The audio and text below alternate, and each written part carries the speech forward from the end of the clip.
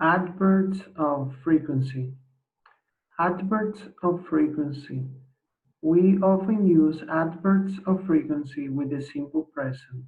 Adverbs of frequency tell us how often something happens.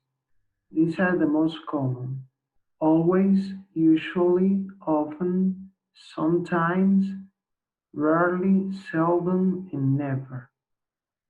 Adverbs of frequency come before the main verb, but after auxiliary verb and the verb to be. For example, Anna always goes to school by bus.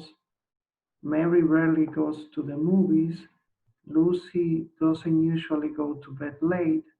He can never beat his sister at chess. Do you often visit your grandparents? And he's never late for work.